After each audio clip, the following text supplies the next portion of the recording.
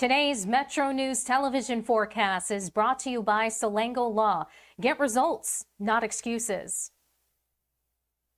I'll still be weather aware in your forecast ahead. We had some flash flood warnings here and there yesterday, and I'll still be watching a forecast dominated by rain chances with some isolated severe thunderstorm potential too. For today, the Eastern Panhandle, you do have a marginal risk of some isolated damaging winds.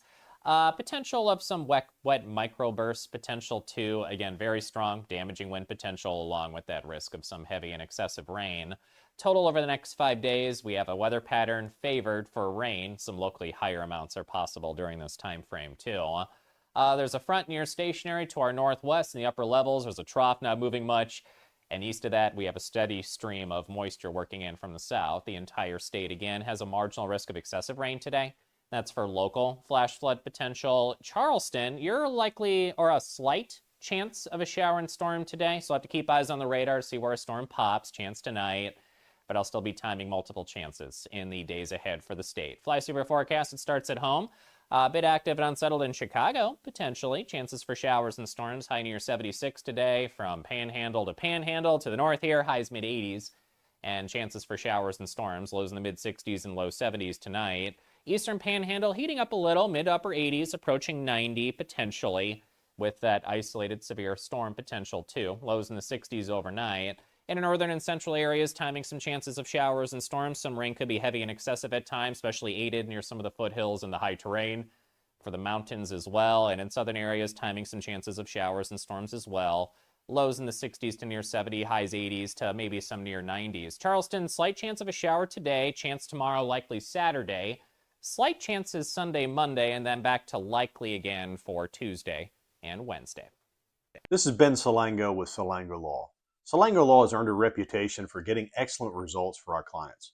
With decades of experience handling thousands of cases, we know what it takes to deliver. Proudly voted best in the Valley for 3 consecutive years by readers of the Charleston Gazette-Mail, Salango Law is deeply committed to giving back by investing in our community. From supporting local programs to making our region a better place to live, Salango Law is proud to be your trusted legal and community partner. Check us out at salangolaw.com.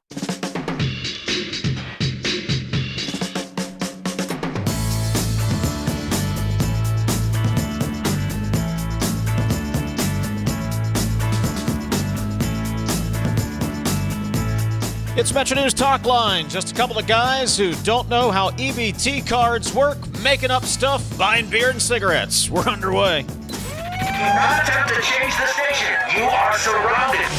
We interrupt this program to bring you an emergency news bulletin. Repeat, this is an emergency bulletin. Keep your radio turned on.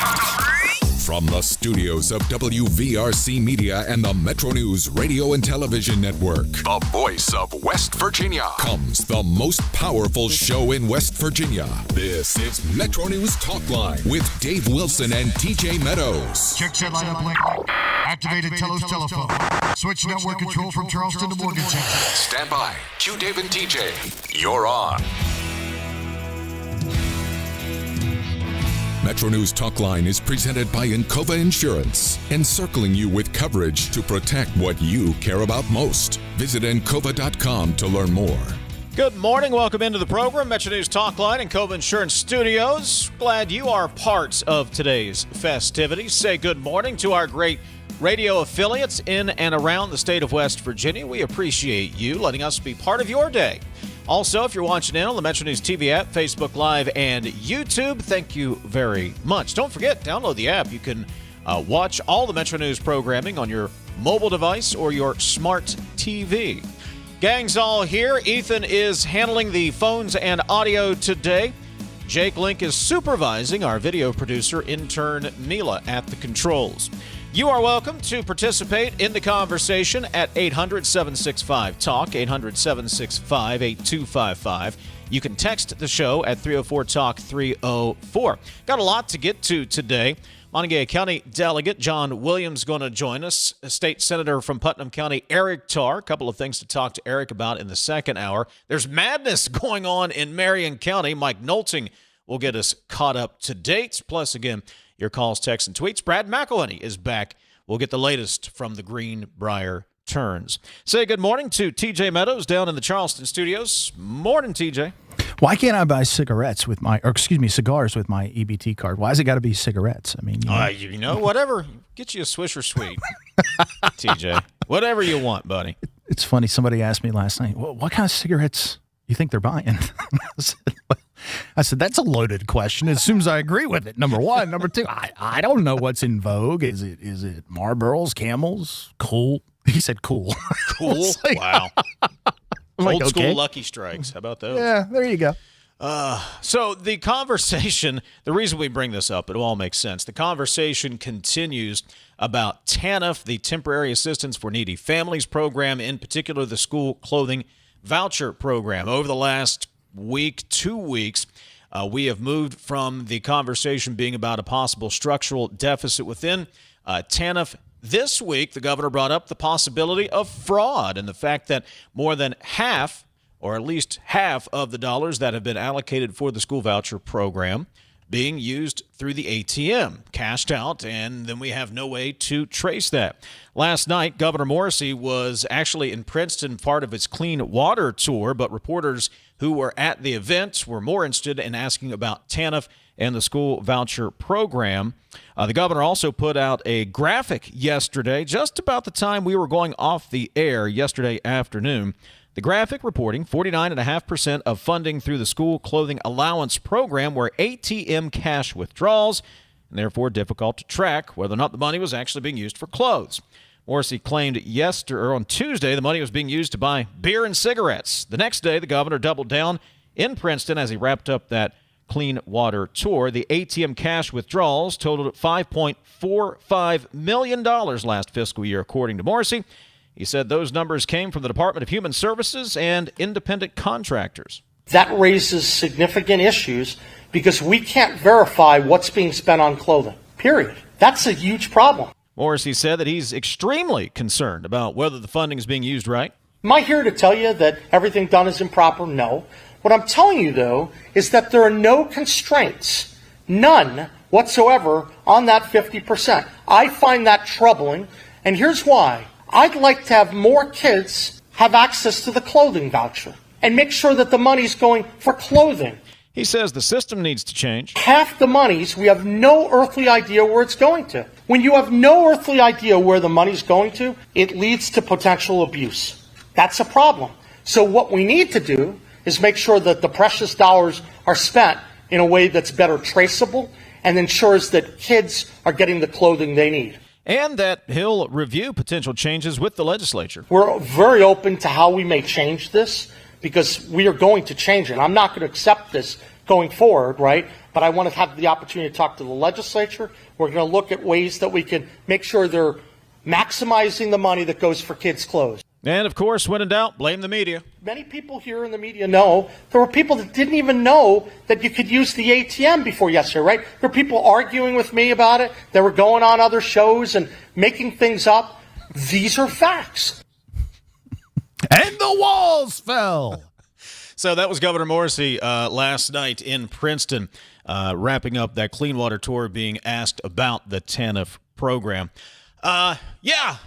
We didn't know how to use an EBT card. Luckily, I've never been in that situation. This has been a bit of a learning experience for us. But let's go back to the assertion, TJ, again, that half of those dollars are being cashed out at the ATM, $4.5 million, according to the governor. We still need more information, and this has been part of the problem throughout this entire conversation. The communication has really been lacking. Bits and pieces of information comes out. We hear of a structural deficit. We don't exactly have all the information, and you're left with a whole lot of questions and not a complete picture. This entire narrative has more holes than the Iraqi Navy. Period. Let's go back to how this started. In May, we had a fiscal crisis with no solid evidence produced other than the fact that fiscal 26 and 27 budgets under Governor Morrissey are the budgets that weren't flat when it comes to TANF. Those are the budgets that were going up. So that would seem to be a fiscal making of the administration, would it not?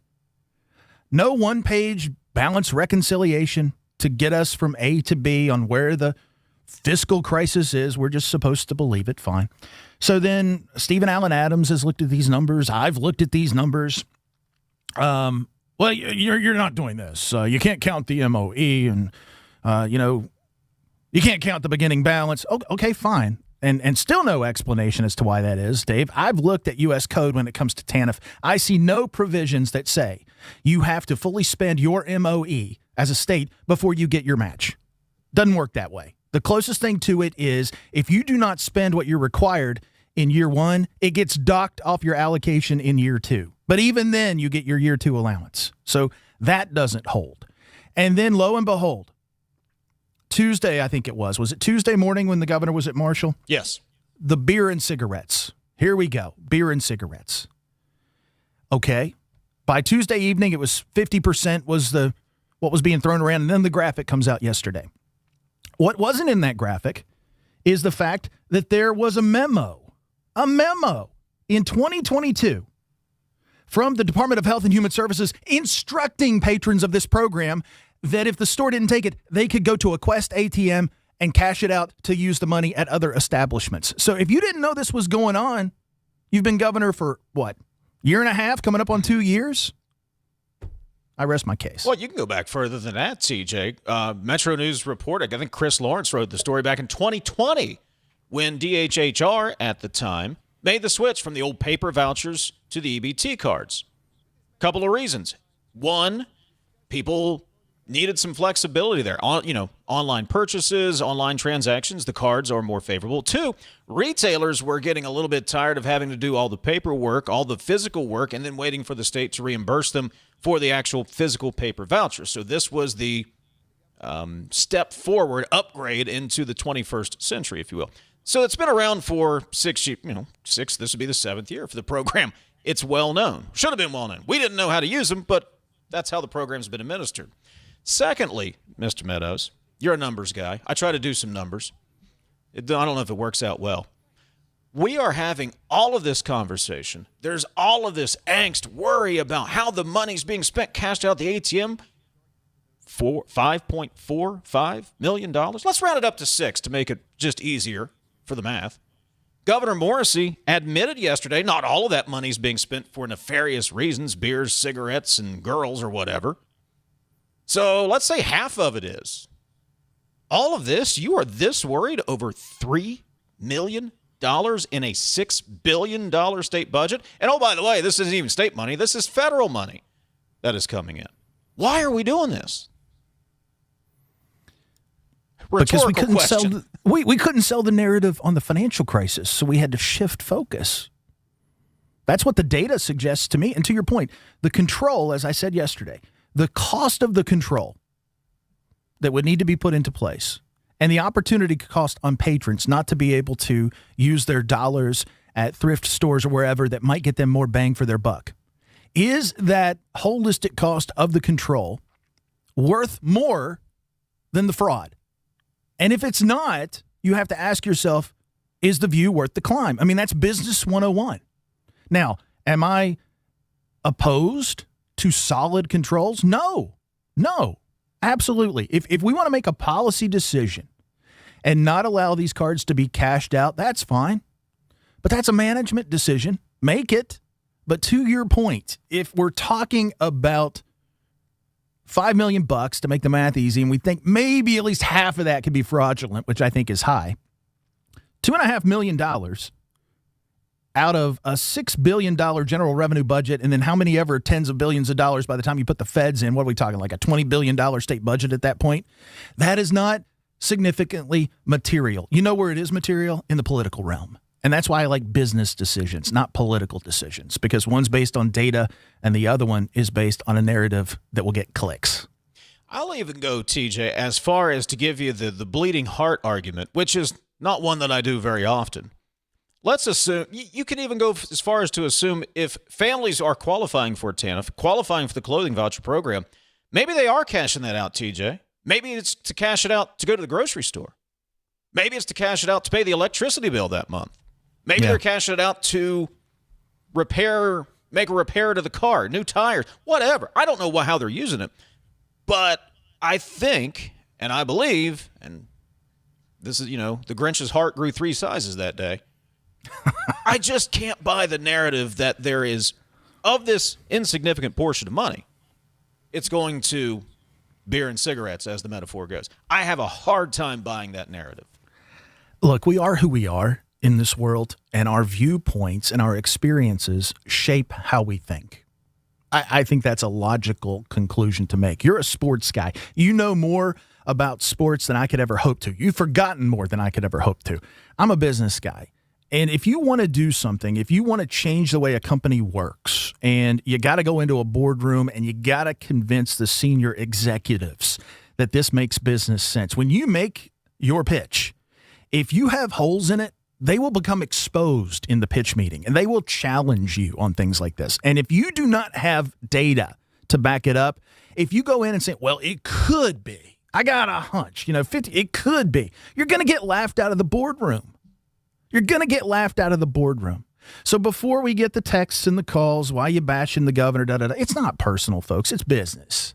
And this narrative does not hold given the data that we have. Show me data that says of that 50%, that 80% is being fraudulently used. Show me some documentation. Show me a case. We can have a deeper conversation, and one based on data and not, I think this could be happening. We'll continue the conversation. You are welcome to participate. You can text us 304-TALK-304. Phone calls are always welcome, 800-765-TALK, 800-765-8255.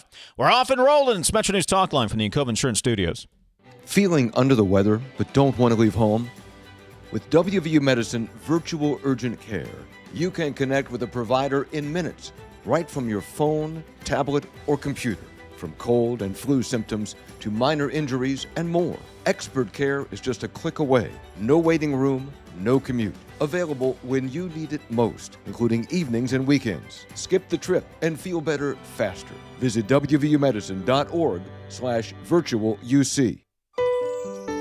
We are there for you, to care for you at the health plan. We are here for you. It's good to have options for your family or employees. Rooted in your community since 1979, the health plan is your trusted partner. Get flexible coverage, exceptional support, and competitive rates. The health plan, we are here for you. You're listening to Talkline on Metro News, the voice of West Virginia. With Metro News Hotline, if it's trending. Need a truck that's ready for work, weekends, and everything in between? Right now at Dan Cava GMC, get up to $10,000 off select new GMC Sierra 1500, or save up to $4,000 off all new GMC Canyon Elevations, offering bold styles, advanced technology, and everyday practicality. Come explore our all-new GMC Yukons, built for busy families and big adventures. All this and more at Dan Cava GMC in Bridgeport. Shop Thorod. You own a boat because you love spending time on the water. Choose the outboard that allows you to make the most of it. Honda Marine's legendary reliability, ease of maintenance, and powerful performance keep you going strong. The best selection of WVU apparel is at Daniel's Men's Store. Exclusive designs you won't find anywhere else. Stylish, sophisticated, and unmistakably mountaineer. Shop in store or online at danielsofmorgantown.com. Of course, the LVA was brought into my life because I had a severe heart attack in November of 2024. And then I entered into congestive heart failure. Where he was in the course, we really had to go towards an LVAD. At that point, I was committed. At that point, I wanted to get better, and I wanted to see what this machine was going to do for me. With this therapy, he's thriving, doing well. And not only is he living, he's thriving.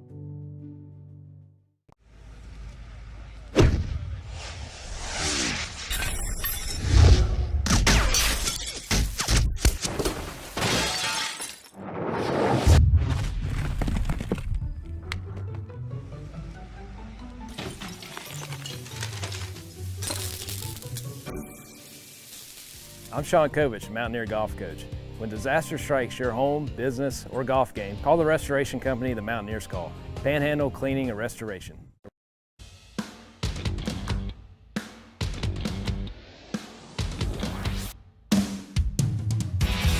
MetroNews Talkline is presented by Encova Insurance, encircling you with coverage to protect what you care about most. Visit Encova.com to learn more. 304 Talk 304 is the text line, 800-765-8255. That is the phone number. A couple of texters have brought up this point, TJ, and I will summarize. But, again, we don't know how it works. But would it be extremely difficult if if we're worried about using these EBT cards at cash ATMs and cashing them out? Can you just turn that off? I don't know if that's possible, but I mean, if we're that worried about it, just don't offer that as an option. Logic would dictate that if you can turn it on, you can turn it off.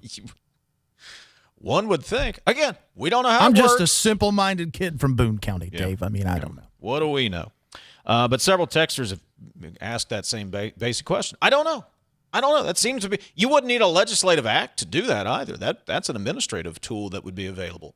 It's absolutely a management decision. It's absolutely a management decision. But if it's an unpopular decision or a tough one to make, the question becomes, is there cover to be found if you engage the legislature in it? I don't know. Folks can answer for themselves, but I think that's a fair question to ask. Here's another question, TJ. Yesterday, it was also learned, Amelia Nicely had this in her story, that Senator Brian Helton was going to head up an investigation into this alleged abuse of the clothing voucher program. Mm-hmm. What do we establish? We're probably talking maybe $3 million that is not – okay, let's just say all 50%. Where is that $6 million going? How much is the investigation going to cost? Now you're thinking like me. That's scary, brother. I mean, is that is the juice worth the squeeze? Is that what you're saying? The view worth the climb? And yeah. I mean, look, that's why I think if you try to apply logic to the situation and you get away from the political and you get away from the emotional, you start to see that it may not make business sense to undertake these things. 304 Talk 304 is the text line, 800-765-8255. We'll get back to TANF. John Williams, Montague County delegate and state Senate candidate for the Democratic Party, going to join us bottom of the hour. We'll see if we can trigger you some more and bring up data centers for just a hot minute. Eric Tarr is going to join us 11:06. Google is presenting a masterclass on how to ingratiate itself to the community as it moves in. We're going to talk about that more, but TJ, a lot of eyebrows raised this week when the governor of Texas, Greg Abbott, issued a moratorium and told state regulators on Monday to halt data center connections to the power grid. Also, there was a story, I saw it on WOWK Channel 13, Boyd County, Kentucky, just across the way, saying, we're going to hold off on that for 6 months. Yeah, my thoughts are this. Not to let the governor of Texas off the hook, but I had this thought driving in. Texas is its own beast because its electric grid does not connect to any other grid in the country. Mm-hmm. They're not regulated by FERC. They are out there on an island by themselves. So if by chance part of this would be to let infrastructure catch up with demand, okay, you don't want to black out, right? I can buy into that. The other part of me says, look, if Texas doesn't want them, great for us. We do. Let's go get what they don't want, right? That makes it easier for us now because there's one less competitor in the marketplace. And as far as Boyd County goes, that particular site you're talking about, they have tried, way back when I worked in Kentucky, I was part of this, trying to get something on that site that would bring economic development to the community. That is the site that Brady Aluminum, we heard about that years back, was going to go there. It was going to bring a big infusion. It didn't pan out. Just didn't pan out. Fine, that happens. But now they try to put a data center there that would bring tax revenue, and the county commission over there, they call them judges there. They're not commissioners. They're judges in Kentucky. They pass a moratorium. I also say, hey, great. If I am the state economic development folks, I am banging on those folks' doors saying, hey, come on into West Virginia. The water's fine. Over at WVMetroNews.com, I referenced Google. Of course, they're going to build a big data center there in Buffalo. The Putnam County Commission reported last month that Google wants to hold a town hall-style discussion with the community. Still working on a date, but Google's also putting forth funding at Buffalo Elementary and High School, George Washington Elementary and Middle School, Buffalo Volunteer Fire Department, and the Buffalo Senior Center, and 84 Lumber is lending labor and materials for those projects. There are good companies, there are good partners, and there are bad companies, there are bad partners in the business. But this is, if you want to ingratiate yourself in the community, TJ, you want to be a community partner, this is how you do it. Yeah, when I saw this last night, I posted, this is just downright terrible.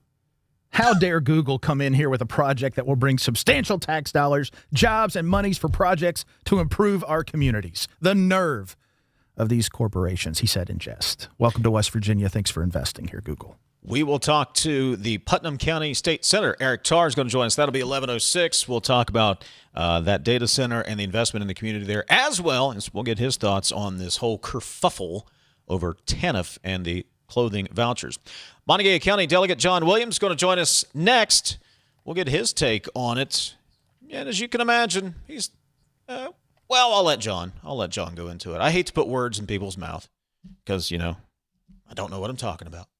800-765-TALK is the phone number, 800-765-8255. You can text the show, 304-TALK-304. A lot of text. We'll get to some of those. And later, what is going on in Marion County? WHR's Mike Nolting will have the details. It's Talkline on Metro News for 40 years, the voice of West Virginia.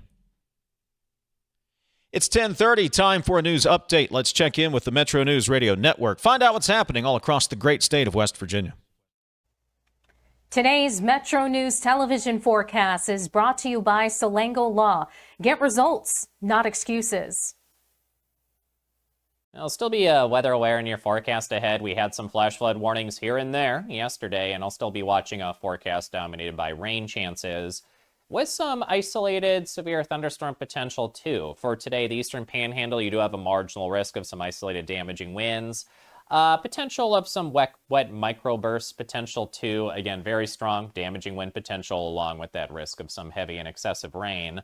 Total over the next 5 days, we have a weather pattern favored for rain. Some locally higher amounts are possible during this time frame too. There's a front near stationary to our northwest in the upper levels. There's a trough not moving much. And east of that, we have a steady stream of moisture working in from the south. The entire state, again, has a marginal risk of excessive rain today. That's for local flash flood potential. Charleston, you're likely or a slight chance of a shower and storm today. So I'll have to keep eyes on the radar, see where a storm pops. Chance tonight. But I'll still be timing multiple chances in the days ahead for the state. Fly Super forecast, it starts at home. A bit active and unsettled in Chicago, potentially. Chances for showers and storms, high near 76 today. From Panhandle to the north here, highs mid-80s.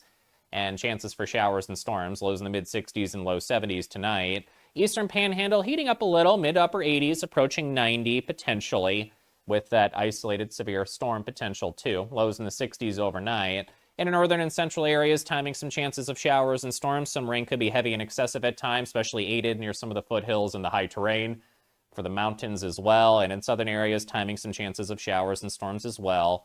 Lows in the 60s to near 70, highs 80s to maybe some near 90s. Charleston, slight chance of a shower today, chance tomorrow, likely Saturday. Slight chances Sunday, Monday, and then back to likely again for Tuesday and Wednesday. This is Ben Salango with Salango Law. Salango Law has earned a reputation for getting excellent results for our clients. With decades of experience handling thousands of cases, we know what it takes to deliver. Proudly voted Best in the Valley for 3 consecutive years by readers of the Charleston Gazette-Mail, Salango Law is deeply committed to giving back by investing in our community.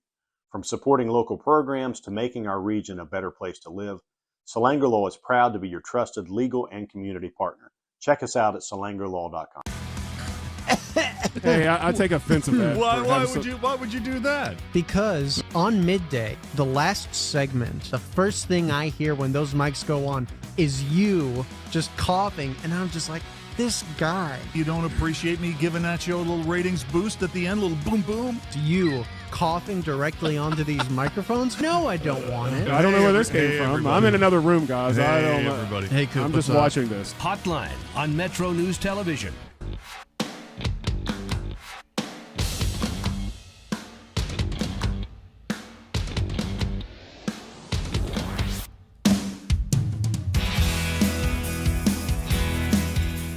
Let's get in a couple of texts here. Going to talk to John Williams, Montague County delegate and state Senate candidate.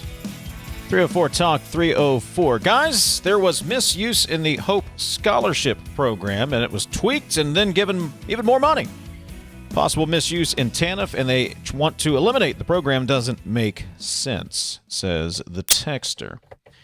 Technology is advanced enough that the card issued only works on clothing. Executive needs to fix it. It isn't a legislative problem. Gentlemen, no one asked yesterday, so I will today. How can the same amount of clothing voucher money be reached, but several thousand fewer kids applied? Did the individual amount change? Is this more Morrissey math? Asks the texter. I don't have a good answer for that question, by the way. Yeah, I look, to be fair to the governor, I think part of the issue is he has said that the state's PATH system, and look, there's been a lot of writing about that. Yeah. And it's fact that it's not very efficient. It's ineffective. I don't think anyone would argue with that.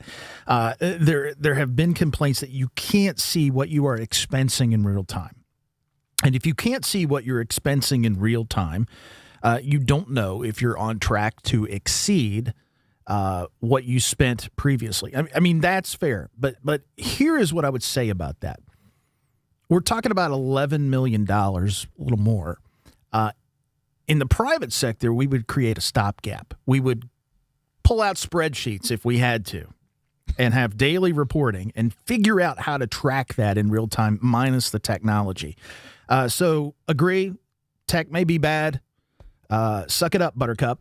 Got to figure out how to make it work. That's what the private sector would do. 304 Talk 304. When the governor said that people are using clothing vouchers to buy beer and cigarettes, show us the proof. Let's see what the man from New Jersey has to say about that. Just block EBT access to ATMs for cash to avoid abuse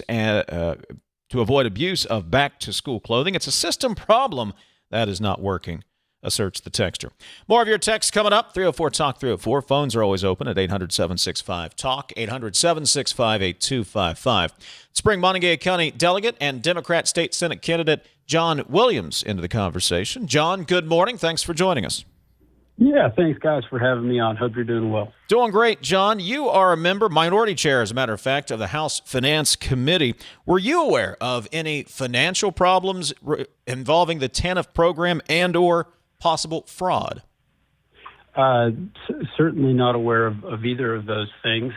This was something that was never brought up during the 60-day session in regards to the budget. I remember maybe it was in April for April interims. I was on my way down to Charleston, and the governor had a press conference where there was sort of a, by the way, we're worried about TANF. I don't think things made sense to me then, and ever since then it's kind of been a summer soap opera saga as it relates to this important program that kids rely on. And the math has never masked for me. And then to have this new wrinkle come in that now, well, actually, there's this huge problem with waste, fraud, and abuse within the program, and those claims are unsubstantiated.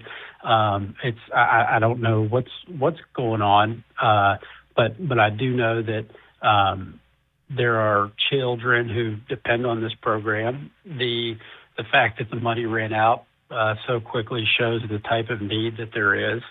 And my initial reaction was to be sad by that. But the fact is that my people didn't elect me to be sad. They elected me to be angry in times like this. And that's what I am, because I know that there are kids who need this and aren't getting it. So, John, even if 49.5%, I think is the actual number here, are being placed with cash withdrawals, go back to this 2022 memo from DOHS or DHHR, I guess, at the time. That's what we told citizens to do. I struggle to understand, even in a new administration that's now been there, going on a year and a half, close to 2, I struggle to understand why we are surprised that is happening if that is what we told patrons of the program to do. Yeah, exactly, TJ. And it's inconsistent. I think it's inconsistent with a lot of messaging we hear. I mean, a lot of folks love cash. They like to talk about cash as being the primary legal tender. There's been a bill in the legislature a few years that's got some movement that would make it so that stores can't require card payments, that every store has to take cash. And so if you have stores that only take cash, well, what are EBT recipients supposed to do? And I think with a lot of this, it's showing this lack of understanding in what is occurring in the average West Virginian's life who's struggling. The fact that there's not a realization that in a lot of our counties, there just simply aren't EBT retailers. And so you have these voucher folks who rely on this that are probably being as thrifty as they can, and they're going on the Moms of Facebook group to go buy a pair of 5T pants for their kid going into kindergarten, but they've got to use cash because they're doing it through a Facebook transaction in a Walmart parking lot. And so I think all of this just shows a real lack of understanding on the administration's part. Talking to John Williams, Montague County delegate and a state Senate candidate for the Democratic Party. John, what about the philosophical argument here that we are too dependent on government assistance? We have become, and this is a very broad conversation, John, we're too dependent on federal assistance. We're too dependent on state government for basic needs. We've got texts from folks that say, hey, look, I worked 2 jobs to make sure my kids had clothes to go through school. Are you buying that conversation, or is that a different conversation for a different time? Well, I think in many ways it is a prescient conversation for the time we're in, because I'm seeing a lot of my Republican colleagues who are with me on this issue that we need to make sure that these kids are getting money. And I've got news for them. If they like giving money to this program, there are more kids that we could help in a lot of other ways. And so I think this is a good time to have that conversation. I don't like the tropes that are pushed that have led people to have a certain view of folks who depend on these programs. And I think talking about somebody using the cash to buy beer and cigarettes is exactly one of those tropes. There is something in West Virginia that a population that is huge that is called the working poor. It's the guy that works at the convenience store. It's somebody who goes and cleans houses for a living. Those are the working poor. They work their butts off 10, 12-hour days, but still don't have enough money to make ends meet. Still, they don't have government benefits, so they're on Medicaid. And they still don't have enough money to buy their kids the bare minimum of new clothes every year. And so that's where government comes in as a stopgap. You shouldn't depend on government. You should be out there trying to put your best foot forward, but life happens. Life happens, and that's why we should have a strong social safety net that's robust enough to look at our neighbor and say, listen, we've got you. We want to help you. And I also want to remind people that TANF has a 60 months lifetime benefit. People don't just live off of TANF in perpetuity. It is the epitome of a social safety net to help you get back on your feet. So let's dive deeper into that, because I agree. I think that is part of this narrative that's not being fully flushed out, and I'm hoping you can help us get there. You said it had a 60-month lifetime, I believe is what you said. Explain that to us. So how does that work? Because temporary is part of the title, and I don't think we're talking about it enough. So once folks have used it, it's up. You can't get it again. What's the game? What's the rule when it comes to that? Well, and so that's great, TJ, that you touch on the T in the acronym, but also as a part of this conversation, let's touch on the last letter, families. This isn't temporary assistance for needy persons or for needy couples. This is for families with children. You have to have a child in the house. And so any family with a child in the home is eligible for 60 months of this lifetime. And so maybe when a child is 2, something bad happens in the family, they all of a sudden qualify for TANF, and the family's on it for 24 months. And then let's say dad gets his job back, and then 10 years later the child's 12, and something else happens, mom loses her job, and now the family has more time that they can go back on TANF. But once that's exhausted, it should be. It should be. I mean, we have this, but the initial on its face math is just not mathing, and it would be really nice if we could get somebody in front of joint finance, this next week to answer some of these questions. We want to help. The legislature wants to be a partner in this. We want to do what we can, but we need help us see it. Help us see the issue so that it's not just a take your word for it kind of thing. Montague County Delegate, Democrat for the State Senate 13th District. He's also the Minority Chair in House Finance. John Williams. John, always appreciate the perspective. Thank you very much. Thank you, guys. Have a good day. You as well. Coming up, we'll get to your text. We'll get to the phones as well. John in Clarksburg, hang tight. You're first up after the break. This is Talkline from the Encova Insurance Studios. Right now, America is hungry for energy, more power, more reliability, and more security. So here's a question worth asking. Why not coal? And why not now? West Virginia sits on one of the most abundant energy resources in the world. Generations of miners, proven infrastructure, and coal-fired power plants already delivering dependable, around-the-clock electricity. At a time when demand is surging and reliability matters more than ever, coal isn't a question mark, it's a solution. Today, there's robust support in West Virginia and Washington to strengthen American energy independence using the resources we already have. So again, we ask, why not coal? And why not now? Because when it comes to powering our homes, our hospitals, our economy, and new opportunities, West Virginia Coal is ready. A message from the Friends of Coal, powering America today and tomorrow. They say you can't take the lottery with you. But now you can play anywhere, anytime with iPlay, the West Virginia Lottery's official app. From Cooper's Rock to the Greenbrier River, from the bleachers to your living room, iPlay goes where you do. Safe, simple, and always West Virginia proud. Play anywhere, anytime. Download iPlay today. iPlay, the fun, secure way to play, wherever life takes you. 18 plus to play. Play responsibly. You're listening to Talkline on Metro News, the voice of West Virginia.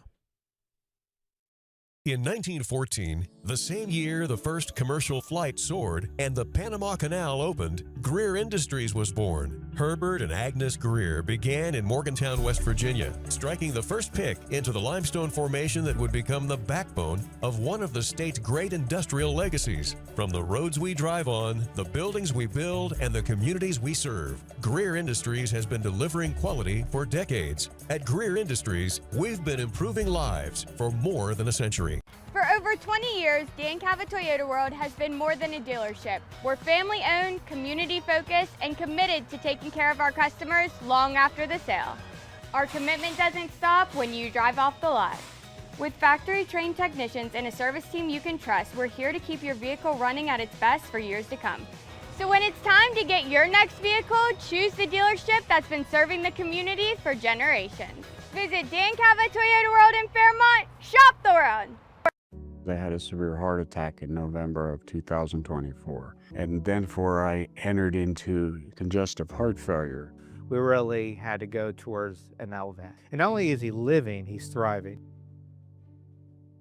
At Daniel's Men's Store, exceptional style begins with a curated selection and finishes with a flawless fit. When it's time to buy a suit, Daniel's is here to make sure yours is one of a kind. Discover tailored suits you'll only find in-store at Daniel's. Leading the efforts to build a stronger West Virginia, the High Technology Foundation has a proven plan to strengthen and diversify our state's economy. The I-79 Technology Park's high-capacity infrastructure continues to attract advanced federal operations that are driving economic growth. This keeps our young, educated residents in the state, and brings West Virginians home. The High Technology Foundation, building a stronger West Virginia. Learn more today at WVHTF.org.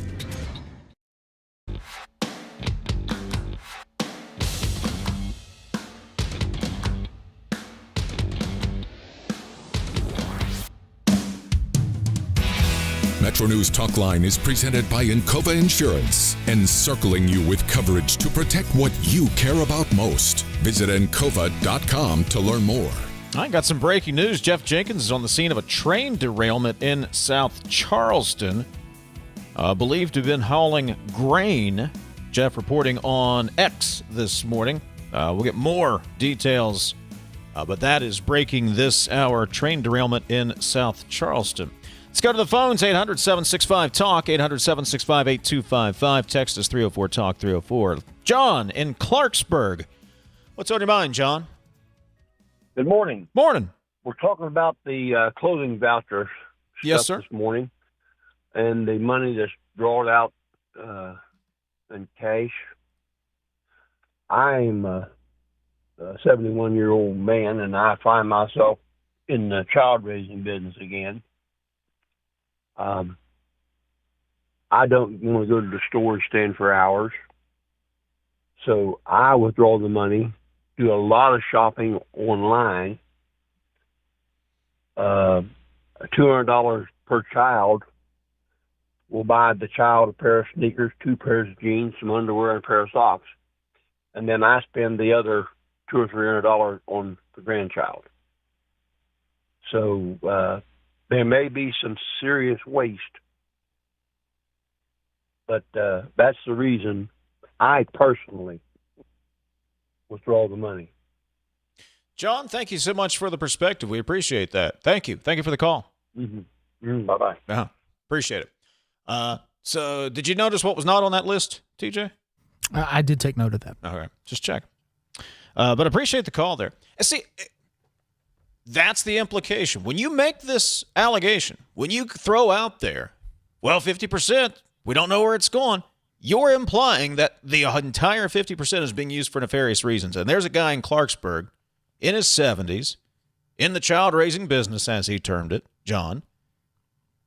What's he do? He doesn't want to stand in line, so he withdraws the money to go buy a couple pairs of shoes, a couple pairs of jeans, make sure his grandkid is taken care of. Not buying beer and cigarettes. Come on. I better keep my mouth shut. All right, we'll do text then. I'll just leave it at that. I better, yeah. I think John said it very well. He said it very well. John said it very well. 304-TALK-304. Well, when you don't have any accountability on how the money is spent, I think it's a good thing for the governor to check and make sure that our tax dollars are properly spent, and you're jumping in grandstanding, being a political hack, and using the kids as your prop. 304-TALK-304. Waste, fraud, and abuse. Wasn't that the Trump-Musk plan, MAGA plan? And we all know the governor loves Trump. So it sounds like both Dave and TJ are okay with $3 million being taken from the taxpayers. I think that's the whole problem to begin with, says the texter.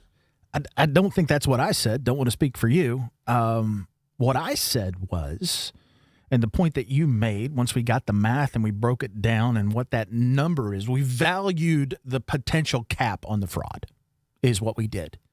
And now we are asking, with the cost of the control and figuring this out, cost the taxpayers more than what catching the fraud would. And oh, by the way, all that we know, supposedly, is that 50% is expensed as cash. We have no hard data, no estimate on how much of that could potentially be fraudulent.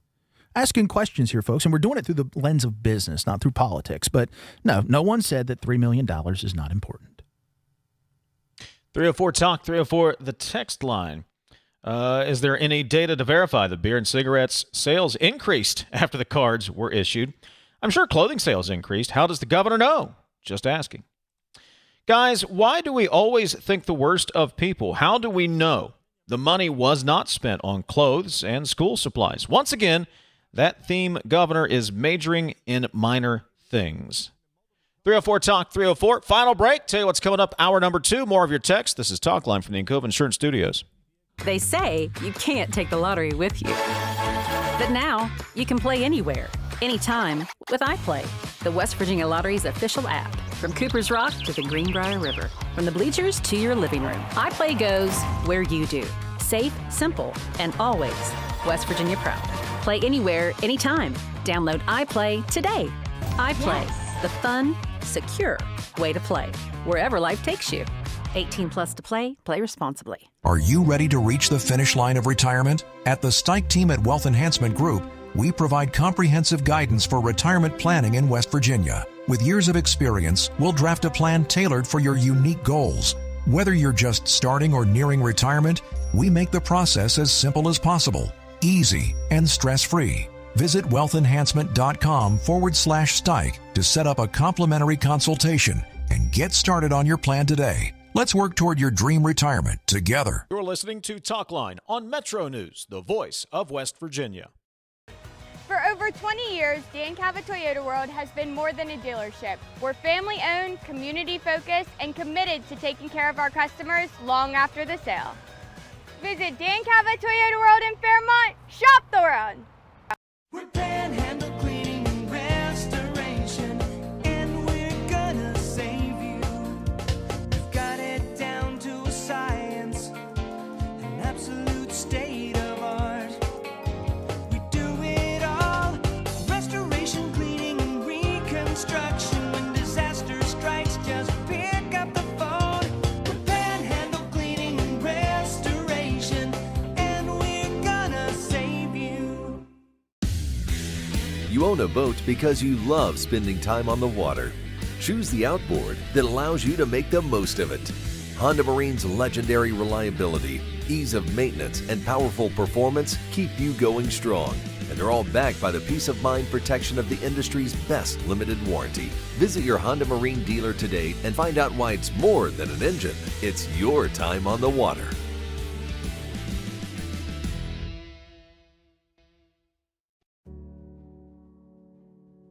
Of course, the LVA was brought into my life because I had a severe heart attack in November of 2024. And then I entered into congestive heart failure. Where he was in the course, we really had to go towards an LVAD. At that point, I was committed. At that point, I wanted to get better, and I wanted to see what this machine was going to do for me. With this therapy, he's thriving, doing well.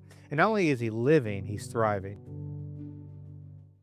I kid my friend who just texted me, by the way, and said, no blanking cheese. You don't want him there because not everyone's going to have cheese. He's going to go up to everybody there and start turning over their cards. You are illegitimate.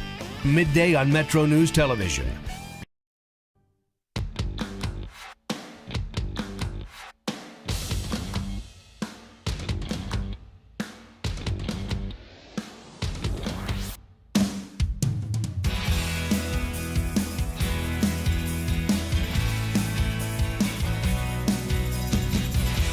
Jackpots are growing in West Virginia. Jackpots are on the rise every week. Powerball hits Mondays, Wednesdays, and Saturdays. Mega Millions lights up Tuesdays and Fridays. That's 5 chances a week to get in on life-changing jackpots. Play in-store and online. 18 plus to play. Please play responsibly. The Powerball jackpot is $856 million. Mega Millions jackpot is $60 million. So go ahead, play today. More of your text coming up. Phone calls welcome as well at 800-765-TALK. Putnam County State Senator Eric Tarr will join us 6 minutes from now. Also, what in the world is going on in Marion County? There are lawsuits against the school board. A town may dissolve. Mike Nolting has the details and the latest chapter in As the Greenbrier Turns. Go get you... Nah, I'm not going to say it. It's Talkline on Metro News for 40 years, the voice of West Virginia.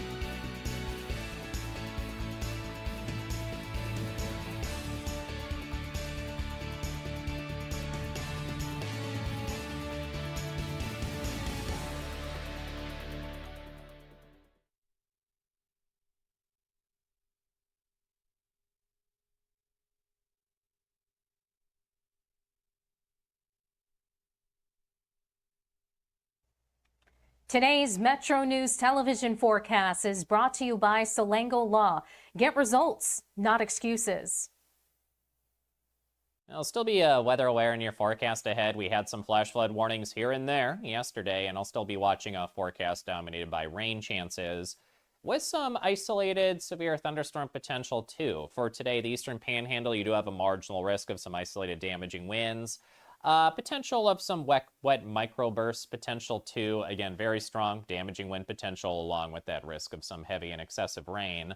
Total over the next 5 days, we have a weather pattern favored for rain. Some locally higher amounts are possible during this time frame too.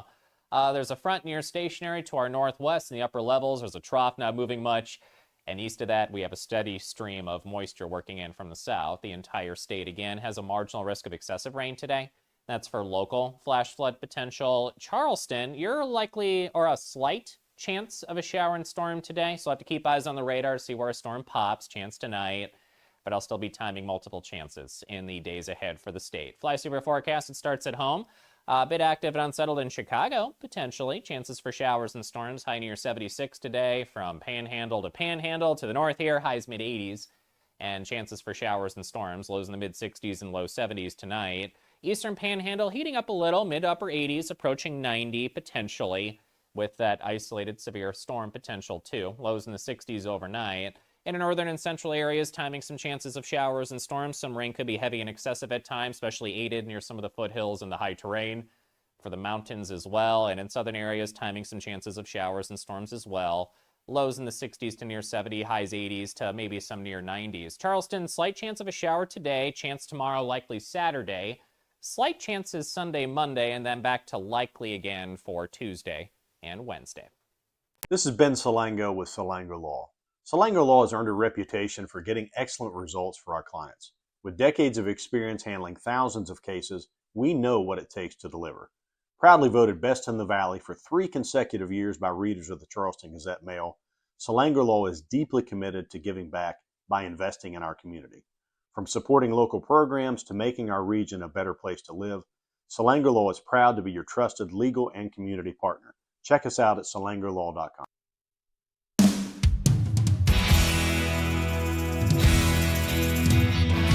MetroNews Talkline is presented by Encova Insurance, encircling you with coverage to protect what you care about most. Visit Encova.com to learn more. Second hour of MetroNews Talkline. Thank you for letting us be part of your day. 800-765-TALK is the phone number. 800-765-8255. You can text the show. Many of you have at 304-TALK-304. We will work our way through those during the second hour. Also, Mike Nolting will check in from the WAJR newsroom. There's mayhem in Marion County. We'll explain. Also, Brad McElhinny makes his return. Brad's had a few days to rest and relax. He's all nice and tan. He will join us with the latest update on the Greenbrier ownership saga as that case continues to develop, continues to kind of hang out there. We'll get the latest with Brad. Many more of your texts as we continue to talk this TANF issue. Once again, gang's all here. Producer Ethan on the phones.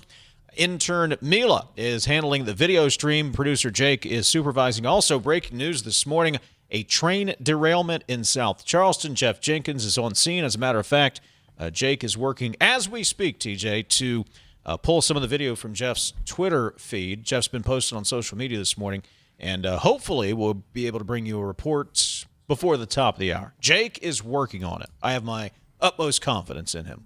He's a good man. He'll get it done. A couple other things breaking just to keep our listeners up to speed nationally. Rand Paul's committee meeting this morning to vote to contempt or I guess hold in contempt of Congress Fauci. So that is happening, developing story. We're watching that. I don't know what the consequences of that might be. And then also breaking news that Iran and Oman have come to some agreement to reopen the Strait of Hormuz. So heard that before. We'll see what happens, but that's what's happening from the national side of things as we speak at 11:08 this morning.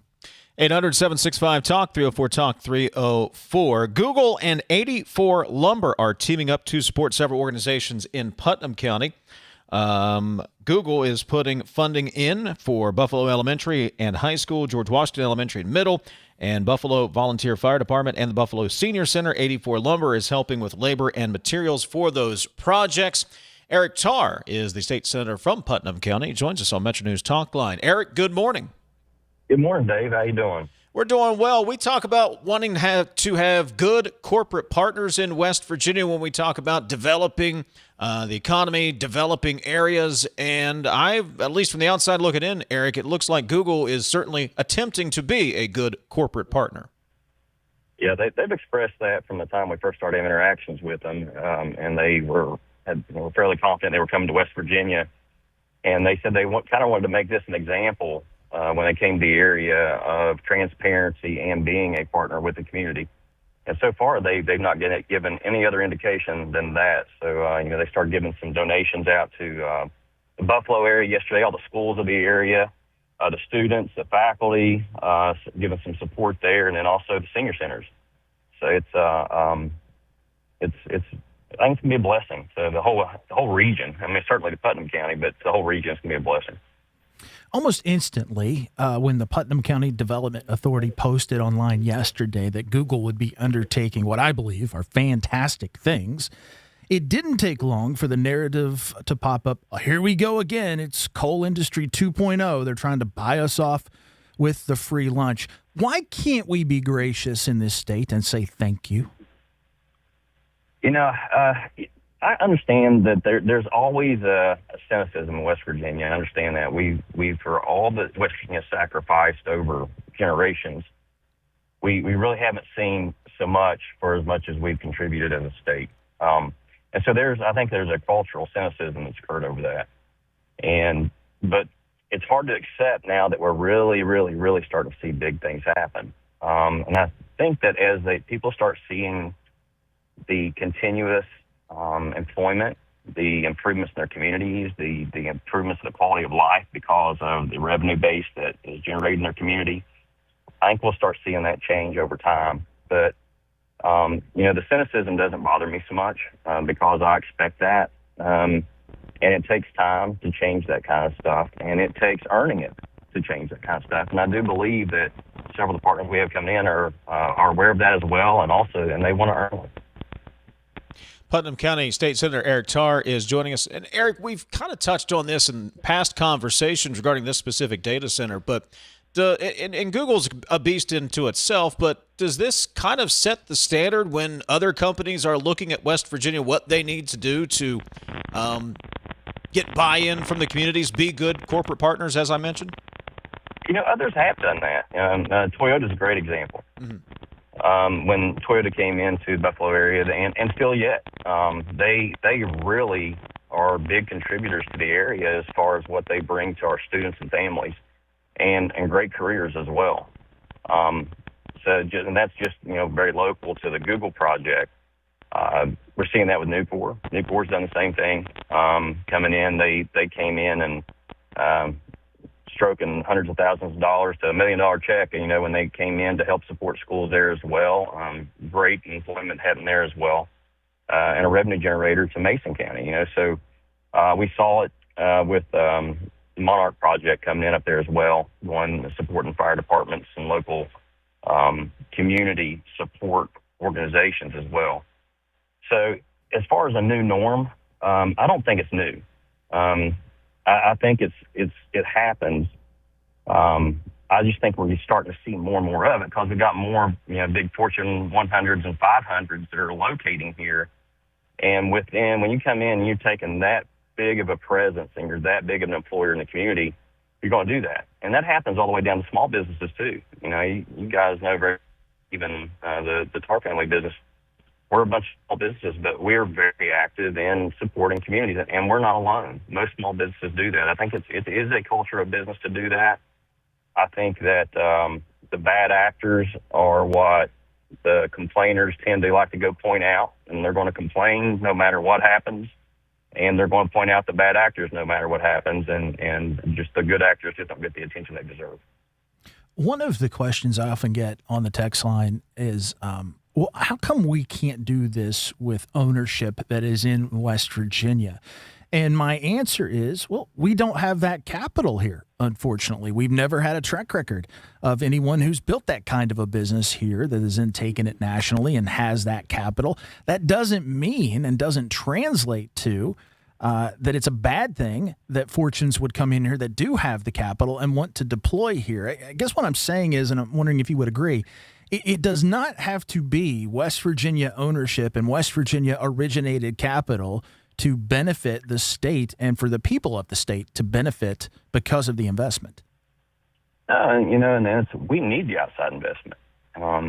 If you look at the tax base relative to our population and people that are actually contributing to an income tax, it's minimal compared to what we have as population. I think we've got about 700,000 people pay an income tax, and we have about 1.7 million people here. So we have to have outside investment, and we need it for generations to come. And that outside investment then generates the ability for local investment because it creates an economy around it.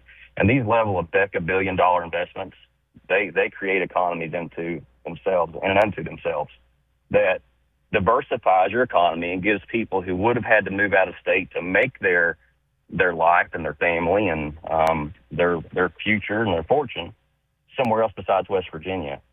So it takes outside investment to do that. We're not unique in that. I mean, countries compete for these companies, states compete for these companies. It's not just West Virginia. So we're just becoming better at being a state and global competitor to attract them here. Putnam County State Senator Eric Tarr is joining us here on MetroNews Talkline.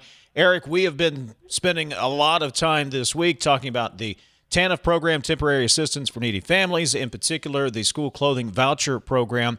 You formerly served as the Senate Finance Committee chairman. You're familiar with these programs. You're familiar with these numbers. Is the math adding up? Well, before we get to the math, I think you have to realize what's behind the math. There's real people that's behind this math, and I'm a numbers guy too. As finance chair and just in my personality, I like data, I like numbers. I like to see that we can make a 1 + 1 somehow equal 3 with synergies between relationships, and so sometimes that 1 + 1 equaling 3 is a combination of federal and state dollars to make that happen. And that's when you start getting into these TANF numbers where they kind of get skewed relative to federal programs. And what I mean, the people behind it. I've said this many times on your all show and others and I think most of West Virginia would agree because most West Virginians would give you the T-shirt off their back if you needed it, is that the state as the people's government has a moral obligation to take care of people that cannot take care of themselves. And in order to do that, you have to have long-range vision, which is some of the conversation we just came off of. You have to have an economy for that to be able to happen effectively. And you can't just focus on the fire in front of you. Now, with those people that need that assistance, there are many of them, it is humiliating for them to have the assistance. You've got single moms that are busting their tail to try to make a living and get their kid taken care of and those type things. And when they show up and have to use state assistance for anything, whether it's a clothing voucher or if it's for food or whatever, you've got that part of the population that absolutely needs our assistance. The problem becomes is when you have the ones that don't, that are on it, and the federal government is great at putting so many strings on these things to make us give it to people who don't need it, if we're going to receive the funds at all. And then you have those that abuse it terribly, whose single career is to see how many, taxpayers they can live off of when they really have the ability to go out and work for themselves. Those people steal from the state's ability to help those that actually need it. It happens. The thing is it's always going to happen. No matter, you'll be having this, if the state is going to continue its moral obligation to help those who need it, 50 years from now, you're still going to be having the same discussion about the people that are stealing from it. So it's a continuous improvement measure to put protections in place to keep the people who are stealing literally from the mouths of children from stealing from the mouths of children. So that's always going to happen. On the math piece, I want to get that out there because I think it's been lost in the discussion, is that they're, for if you know, the people that are listening that are really working to get out of the situation, they know they're going to get to it, and they just need that little extra help, that pull up. They need to know they're not forgotten this, and they shouldn't be shamed. For the rest of those that I just mentioned, absolute shame on them. And that's part of the function also of government, is to, for the ones we're saying shame on them, is to go in and make sure that these tax dollars that come in federally and from the state are actually going toward that moral obligation. Now, when COVID Eric, hit, before we go to the math, and I do want to get there too. I want to raise one point. I agree with what you said. Nothing new is under the sun. Fraud is always going to be there. We've been talking a lot about the cost of the control versus the fraud, et cetera. That's not really what I want to ask you though. Is it problematic? Is it unreasonable that we would come out, and well, not we, I guess the governor would come out about this 50% cash conversion when DOHS issued a memo in 2022 telling people this is how you do it and telling them how to convert it to cash? In my mind, I don't know that we should be surprised by the 50% when we issued instructions on how to do it. And maybe I'm off there, and tell me if I am.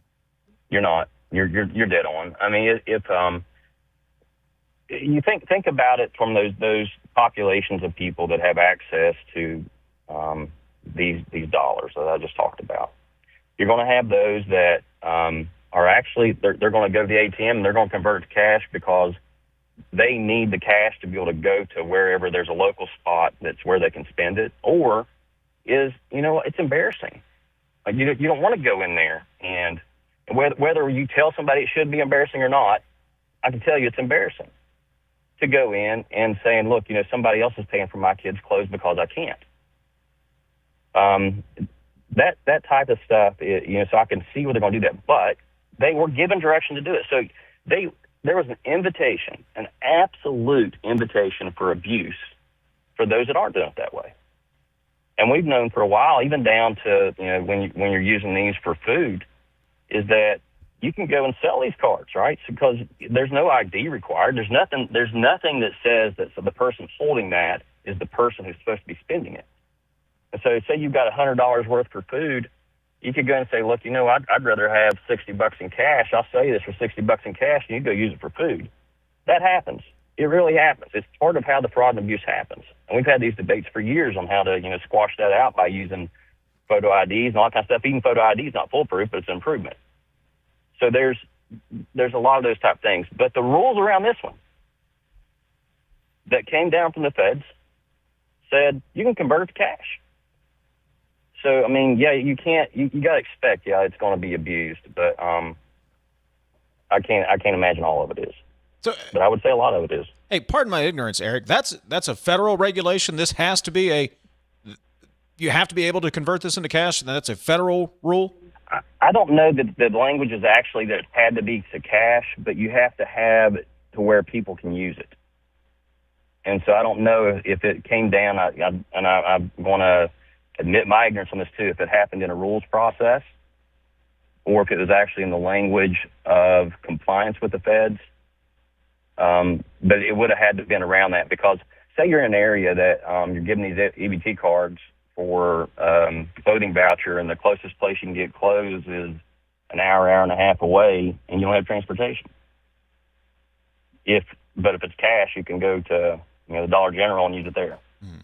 Yeah, it's not, and they may take it, I don't know. So that was part of the reason. Eric Tarr joining us, Putnam County State Senator. As far as the math goes, Eric, and we're running up against the clock here, so I'm only going to leave you about a minute here. The data, the hard data, the math part of this, does it all work out for you? Yeah, we're fighting all the arguments over around $12 or $13 million, which is kind of absurd to me. Not that 12 or 13 million doesn't matter, but around the relative argument around all the COVID dollars came out and having to do a maintenance of effort in order for West Virginia to be able to use those dollars and not completely push a woke agenda. It was math aerobics, maybe, I guess, I don't know, or acrobatics to be able to get it happen. So when you're getting down into these millions or a 10 million-ish issue, I would say that it's probably been made more up than it needs to be. In the word around the maintenance of effort, I think it was an opportune for just a political discussion. Putnam County State Senator Eric Tarr. Eric, we always appreciate it. Thanks for stopping by. Enjoy interim meetings coming up this weekend, by the way. Looking forward to it. So thanks for having me on it, guys. It should be a lively one anyway with all that's been going on lately. Absolutely. Eric Tarr, Putnam County Senator. Thank you, Eric. Appreciate it. All right. Thank y'all. Take a break. Back in a moment. We'll get to you, Johnny, in Tucker County. I promise. This is Talkline from the Cove Insurance Studios. Right now, America is hungry for energy, more power, more reliability, and more security. So here's a question worth asking. Why not coal? And why not now? West Virginia sits on one of the most abundant energy resources in the world. Generations of miners, proven infrastructure, and coal-fired power plants already delivering dependable, around-the-clock electricity. At a time when demand is surging and reliability matters more than ever, coal isn't a question mark, it's a solution. Today, there's robust support in West Virginia and Washington to strengthen American energy independence using the resources we already have. So again, we ask, why not coal? And why not now? Because when it comes to powering our homes, our hospitals, our economy, and new opportunities, West Virginia Coal is ready. A message from the Friends of Coal, powering America today and tomorrow. We are there for you, to care for you at the health plan. We are here for you. It's good to have options for your family or employees. Rooted in your community since 1979, the health plan is your trusted partner. Get flexible coverage, exceptional support, and competitive rates. The health plan, we are here for you. You're listening to Talkline on Metro News, the voice of West Virginia.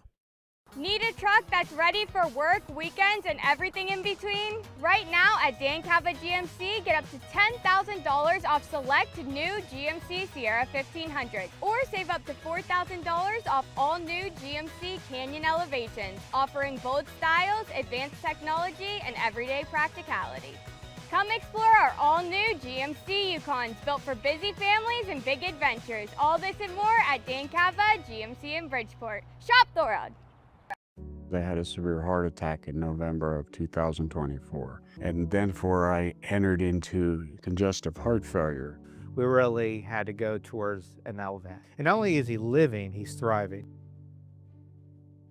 Leading the efforts to build a stronger West Virginia, the High Technology Foundation has a proven plan to strengthen and diversify our state's economy. The I-79 Technology Park's high-capacity infrastructure continues to attract advanced federal operations that are driving economic growth. This keeps our young, educated residents in the state and brings West Virginians home. The High Technology Foundation, building a stronger West Virginia. Learn more today at WVHTF.org. At Daniel's Men's Store, exceptional style begins with a curated selection and finishes with a flawless fit. When it's time to buy a suit, Daniel's is here to make sure yours is one of a kind. Discover tailored suits you'll only find in-store at Daniel's. I had a severe heart attack in November of 2024. And then I entered into congestive heart failure. We really had to go towards an LVAD. And not only is he living, he's thriving. I kid my friend who just texted me, by the way, and said, no blanking cheese. You don't want him there because not everyone's going to have cheese. He's going to go up to everybody there and start turning over their carts. You are illegitimate. Midday on Metro News Television.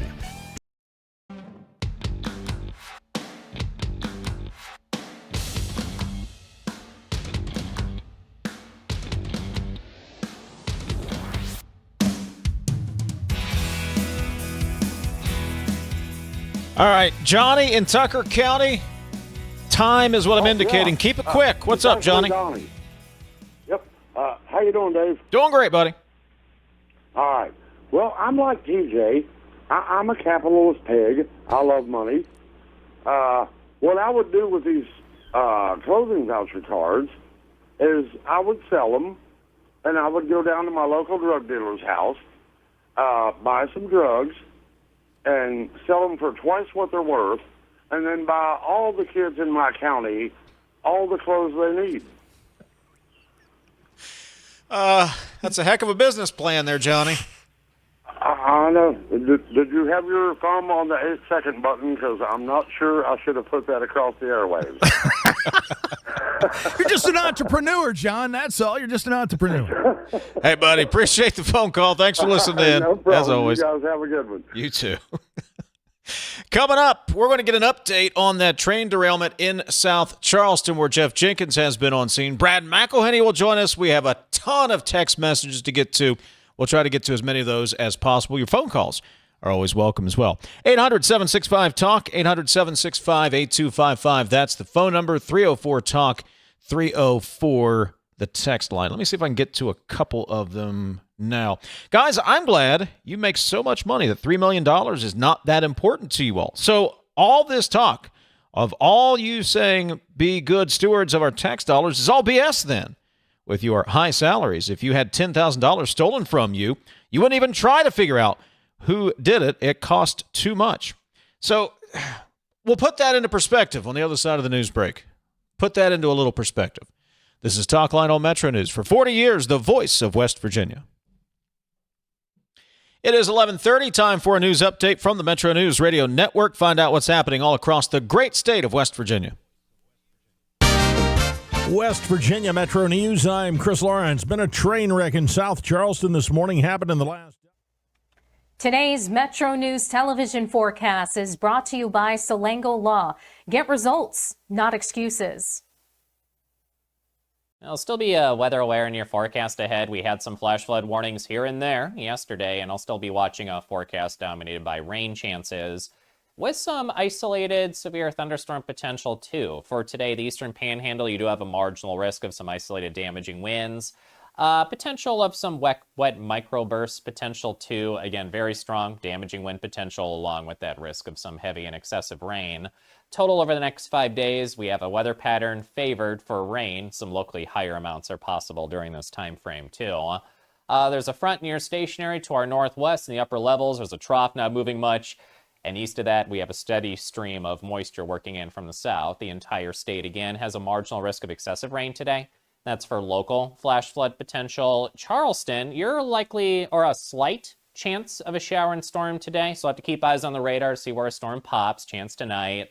But I'll still be timing multiple chances in the days ahead for the state. Fly Super forecast, it starts at home. A bit active and unsettled in Chicago, potentially. Chances for showers and storms, high near 76 today. From Panhandle to the north here, highs mid-80s. And chances for showers and storms, lows in the mid-60s and low 70s tonight. Eastern Panhandle heating up a little, mid-upper 80s, approaching 90 potentially, with that isolated severe storm potential too. Lows in the 60s overnight. In the northern and central areas, timing some chances of showers and storms. Some rain could be heavy and excessive at times, especially aided near some of the foothills and the high terrain. For the mountains as well. And in southern areas, timing some chances of showers and storms as well. Lows in the 60s to near 70, highs 80s to maybe some near 90s. Charleston, slight chance of a shower today. Chance tomorrow, likely Saturday. Slight chances Sunday, Monday, and then back to likely again for Tuesday and Wednesday. This is Ben Salango with Salango Law. Salango Law has earned a reputation for getting excellent results for our clients. With decades of experience handling thousands of cases, we know what it takes to deliver. Proudly voted Best in the Valley for 3 consecutive years by readers of the Charleston Gazette-Mail, Salango Law is deeply committed to giving back by investing in our community. From supporting local programs to making our region a better place to live, Salango Law is proud to be your trusted legal and community partner. Check us out at salangolaw.com. Hey, I take offense of that. Why would you do that? Because on midday, the last segment, the first thing I hear when those mics go on is you just coughing, and I'm just like, this guy. You don't appreciate me giving that show a little ratings boost at the end, a little boom boom? You coughing directly onto these microphones? No, I don't want it. I don't know where this came from. Everybody. I'm in another room, guys. I don't know. Everybody. Hey, Coop, I'm just watching this. Hotline on Metro News Television.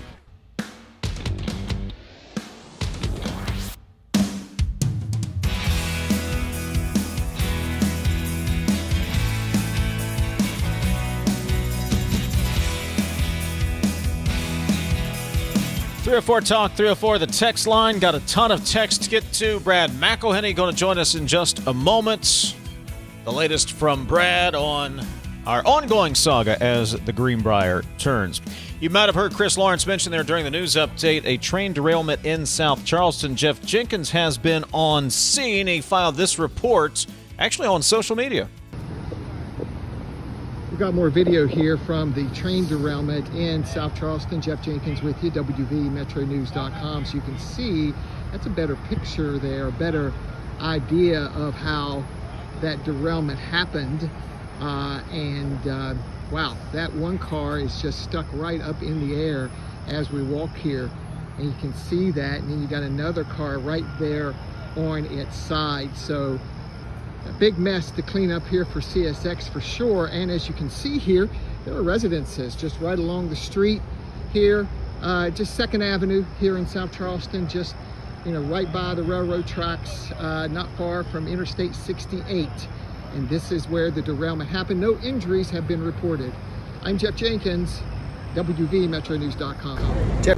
Jeff Jenkins again here in South Charleston along 1st Avenue in South Charleston for WVMetroNews.com, where a CSX train jumped the tracks earlier today. A little quick look at it, and there you go. It was a grain train that jumped the tracks, and South Charleston Fire Chief Virgil White tells me about 12 cars jumped the track. You can see some CSX officials have arrived on the scene here. But 12 cars jumped the tracks this morning. No injuries reported. Longtime residents along 1st Avenue, they tell me they've never heard anything quite like what they heard today. Chief White tells me if there has to be a train derailment, this is in a pretty good place, easily accessible and by them, and this is not a busy street. 1st Avenue is not a busy street, so CSX should be able to get its crews in here and get the work done. From South Charleston, I'm Jeff Jenkins, WVMetroNews.com.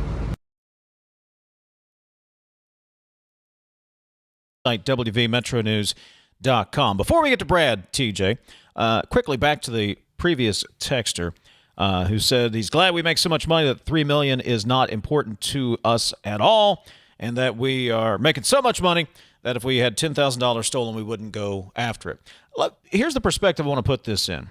Mm-hmm. General revenue budget, not counting the federal money, TJ, is what, $6 billion? Around roughly $6 billion for the state, correct? Yep. We're talking about $6 million, which is 0.1% of $6 billion, right? There you go.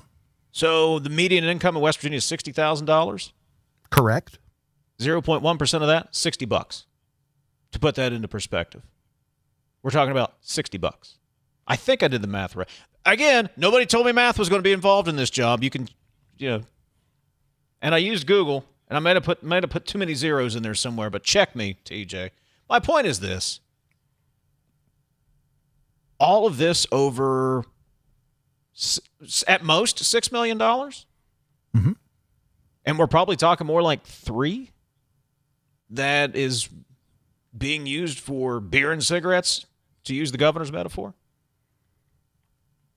And I'm not saying don't investigate fraud. What I'm saying is what you've brought up.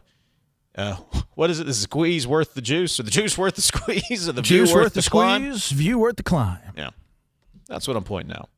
It's not significant. It's not material. It's just not at those numbers in a business sense. And no one is dismissing fraud. No one is saying that if someone is committing fraud and it can be proven in a court of law, it's clearly against the code, they should suffer the penalty for that. What we are saying is all we have determined is that 50% of the funds are expensed as cash. I don't know how we can have a pejorative view of citizens doing that when we told them how to do it. I can't make that make sense. So until we have data that says of that 50%, X is fraud, I think you got to put the brakes on a bit. More of your texts coming up. 304-TALK, 304-800-765-TALK, the phone number.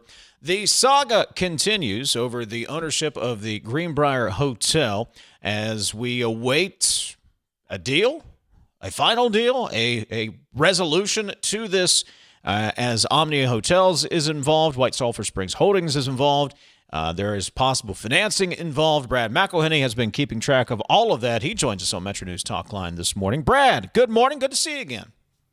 Oh, hello. I have a very active whiteboard and scribbles all over my calendar. So what is the latest on what we have become, what has become known as the Greenbrier turns?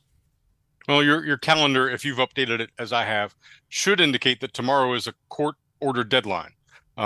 Judge Frank Volk agreed to continue this federal case until August 7th, allowing representatives of the Greenbrier enough time, potentially, to pursue a $500 million financing deal.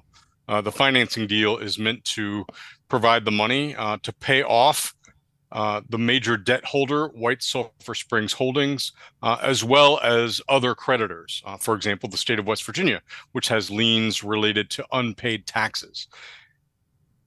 The justices have, in fairness, this is a complicated deal. They are pursuing a deal with the New York financial company, Kennedy Lewis Investment Management. It is not just a loan, it's meant to be a joint operating arrangement. And there are a couple things that are still out there sticking. I am not going to, what is the betting company, Kalshi? I am not going to make a bet on whether they actually reach tomorrow's deadline, because I think it's truly complicated. One issue is the justices and their representatives have been going back and forth with the owners of the Omni Hotel Company. Would you accept millions of dollars out of this $500 million, and under what terms to pay off the first lien debt that's in your possession? What would that take? That's going back and forth. The other issue that I think is probably even more to the point is that if this joint arrangement goes through between the justices and the financial company Kennedy Lewis, if they're in partnership, that's going to affect the casino at the Greenbrier. And West Virginia Lottery regulates that and needs to take a look at, all right, who is the state of West Virginia going to be involved with? Is this a good operator? Can they be relied upon? Are the finances solid on this? And that review is ongoing. I don't see any way it's completed by tomorrow. And one way of assessing that is the West Virginia Lottery Commission would have to sign off on the final recommendation, and they don't have a meeting until later this month. So given the fact that you've been following this so closely, Brad, is Judge Volk, do you think his patience is at an end, or could he be persuaded if there is a very descriptive argument as to why another extension would be required? Do you think he is open to that, or has he been clear? His patience is at an end, get it done or not? He most recently straddled the line. He allowed the Greenbrier an extension until tomorrow. Time goes fast. Until August 7th to work out this deal. But in his most recent order, Judge Volk set some deadlines. Said, all right, I'm gonna give you until August 7th, but we're gonna move forward after that.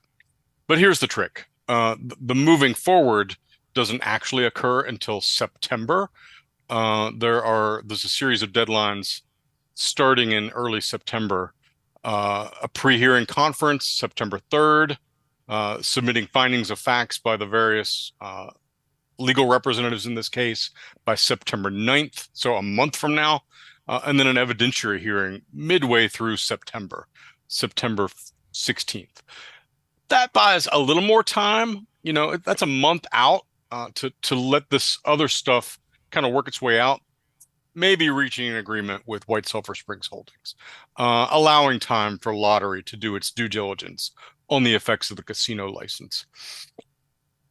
Those things I think are somewhat out of the justices' control, particularly how Lottery views all this stuff. But I do think that the judge has built in a little bit of cushion. MetroNews statewide correspondent Brad McElhinny. Brad, how does that lottery review kind of factor into all of this and what the ultimate outcome might be? Because it seems that is a very key component to whoever ends up with the Greenbrier. Yeah, it's a little bit hard to judge. One thing is, lottery has publicly said that it has to do its due diligence and it has to be responsible within its own parameters. And that can't be on the court schedule. It's got to be, lottery's got to adhere to its own sense of responsibility and detail. So it's going to be on its own schedule, understanding that there's urgency on the Greenbrier's part. The other, I think, is, the justices, frankly, owe a lot of money. They have creditors out the wazoo, and some of them are the state of West Virginia. One thing I think lottery has to determine here is, would it be better to remain in a relationship with the closely held company represented by the justices themselves, or would it be a more stable track to say, all right, we think that if Kennedy Lewis rides to the rescue, that is going to be more stable in terms of the casino operation for the state of West Virginia. And so I don't know what financial documents lottery is going to be entitled to here, but I think that, that's a real question. The stability of the bird in hand versus the stability of the potential combined bird that you're going to get. Well, guys, look, it does the state no good if that casino shuts down. All you're doing is then taking a future revenue stream away. So if the new entity, if you don't work with them, I mean, you don't want that. You've got the sports book down there. You've got different things. Money's coming in. The money that the justices owe, I'm not saying write that off or anything, but that's kind of water under the bridge at this point. If there's going to be a new owner, new operator, if they're going to have the majority interest, does the state no good to not have gambling going on there because people drop coin? So, I mean, I think that has to factor in to some degree as well. Mm-hmm. Yeah, I mean, it looks like the two paths are the justices in combination with Kennedy Lewis and whatever other entities may be a part of this, or eventually the ask of White Sulphur Springs Holdings is for Judge Volk to have a receiver and push the justices out, and eventually on that track, probably Omni winds up as the owner of the resort. So I don't know that lottery is, necessarily choosing. I don't know that they have the power to choose between those two paths, but, to me, one way or another, the casino likely remains open, just under different ownership. MetroNews statewide correspondent Brad McElhinny. You can read his story at wvmetronews.com. Brad will be eagerly observing interim committee meetings starting on the 9th. Okay, maybe not eagerly, but he'll be watching them. Brad, I assume you'll be watching them, Brad. Eagerly? I'm going to be. Are you anticipating? Are you excited? So I always enjoy telling people that watching interim meetings are like watching legislative continuing education. So, in the sense that I'm a lifelong learner, it should be very exciting. Good to have you back. Oh, thanks. MetroNews statewide correspondent Brad McElhinny. Always a pleasure, Brad. Thank you very much, buddy. Thanks. Did you see, I can't remember which committee it is. One of our other favorite topics is coming up for discussion during interim committee meetings. No, what is it? Flock cameras. We're going to be triggering all kinds of people come next week. All right, your text. We got a lot of them to get to. 304-TALK-304. That's the phone number. That's the text line. 800-765-TALK's the phone number. CityNet is West Virginia's local internet provider. High-speed, reliable fiber internet is probably right at your front door. Now is the perfect time to connect.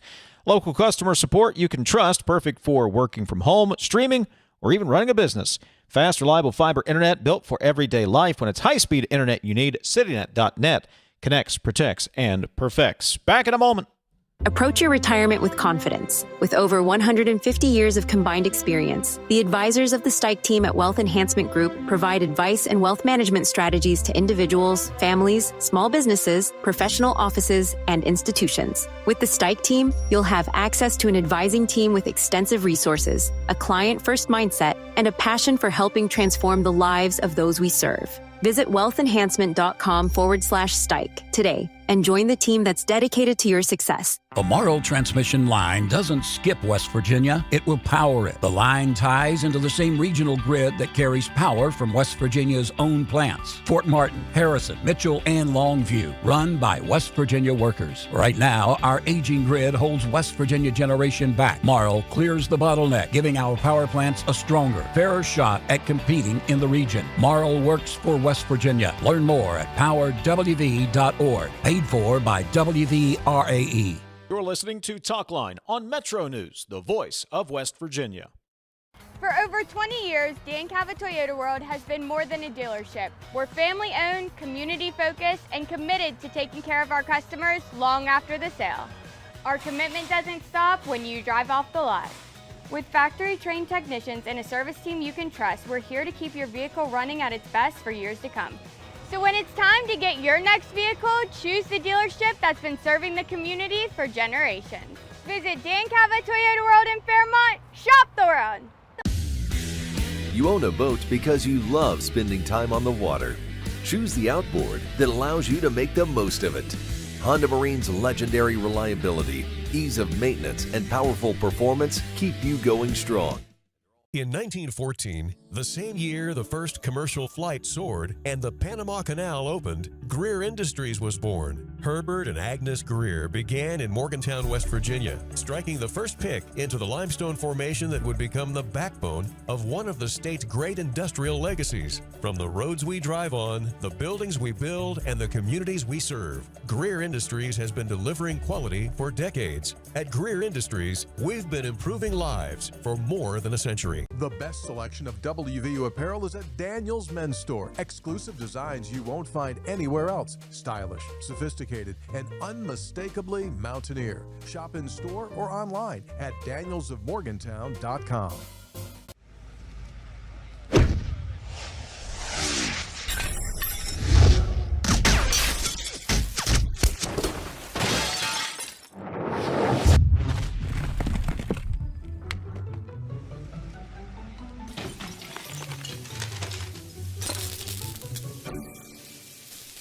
I'm Sean Kovich, Mountaineer Golf Coach.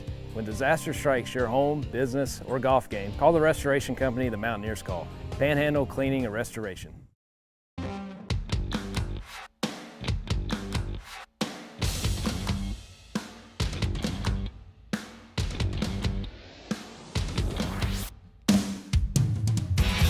MetroNews Talkline is presented by Encova Insurance, encircling you with coverage to protect what you care about most. Visit Encova.com to learn more. Back to the text line, 304-TALK-304. I'll do my best. Fellas, I know why some money appears to be taken as cash. First, y'all need to find out how many foster children received this clothing voucher. Why? Because the DHHS sends the money to the foster agencies. The foster agencies cash in the EBT clothing vouchers, then electronically transfer the money into the foster parent's bank account via the normal monthly payment method. This is why foster parents must provide receipts to the foster agencies. I have sent that text on to friend of the program, Amelia Nicely, to check on that. I have no idea. I don't know. I don't know. This is what happens when you say something off the cuff. You run with it. And you don't check it. And these things come to light. There are reasons why policies are in place, and we've heard plenty of them today. And we may be playing semantics. To be fair, I just want to be fair here. Mm-hmm. That graphic that was put out yesterday specifically said ATM cash withdrawals. I don't know if we're splitting hair. I don't know. And I had a professor in school tell me one time, don't pretend like you do if you don't. I don't know. Well, that's wise advice. Yeah. ATM withdrawals. But thank you for the text. 304-TALK 304. I've been gone a while. I don't quite know what happened to this show, but anytime you have a Democrat on, he, of course, wants to give more money, give more people more money, should not, I repeat, should not get cash payments. That has to end. School vouchers abuse, no different from Hope Scholarship abuse. People who can definitely afford private school still get the money, then spend it on horse riding lessons. Interested in a discussion on the issue. I occasionally watch ESPN. Hang on. I'm not sure where that's going. 304-TALK 304. Maybe if the governor could get the tax money from justice, we could use that for clothing vouchers. There are all a lot of things that should or should not be, but that does not change the fact of the way that they are. All right, did you get that? We have to deal with things the way they are, not the way they should be. I think they're saying be practical. I'm going to get that. Can we put that on a bumper sticker? We got to get that bumper sticker business going. A lot of words for bumper sticker. Probably definitely get it on a T-shirt. Yeah. We have no problem giving millions of No Hope Scholarship money to the upper class of West Virginians, those West Virginians who make statement that they have plenty or they would take a pay cut if they were governor. That's a dig at me from yesterday. Don't worry about it. Oh, okay. I don't understand the context. I am laughing emoji, laughing emoji, laughing emoji. Say it, Dave, says the texter. Funny that he's quick to scream fraud over $200 for clothing vouchers, but does not seem too concerned over the massive amount spent on Hope Scholarship and the misuse by some of that money for equestrian lessons and tumbling lessons. So quick to throw the low-income folks under the bus and villainize them. He and Denise are so out of touch with reality, says the texter. Okay, quickly. Yes, Hope is probably going to be part of this discussion at some point. I do want to point this out quickly. There are very stringent, some would even say cumbersome controls in place for Hope Scholarship spending, TJ. And those things we're talking about, the equestrian rides, they were approved. They were approved uses. Now, we can talk about whether or not they should have been, but they were approved uses through Hope Scholarship. You mean approved the same way the policy was approved and DHS told patrons of this program that they can cash these and make them cash at an ATM? So we told them how to do it. Now we want to hold them responsible for what we told them to do? That's what you're saying? In a nutshell, yes. Got to take our final break. Back in a moment. Right now, America is hungry for energy, more power, more reliability, and more security. So here's a question worth asking. Why not coal? And why not now? West Virginia sits on one of the most abundant energy resources in the world. Generations of miners, proven infrastructure, and coal-fired power plants already delivering dependable, around-the-clock electricity. At a time when demand is surging and reliability matters more than ever, coal isn't a question mark, it's a solution. Today, there's robust support in West Virginia and Washington to strengthen American energy independence using the resources we already have. So again, we ask, why not coal? And why not now? Because when it comes to powering our homes, our hospitals, our economy, and new opportunities, West Virginia Coal is ready. A message from the Friends of Coal, powering America today and tomorrow. In West Virginia, community is everything. It's about showing up for each other. Vin Salengo and the team at Salengo Law don't just work here, they live here, proudly sponsoring local events and giving back to the neighborhoods they love. So when you're facing a serious injury, trust the local team that's always in your corner.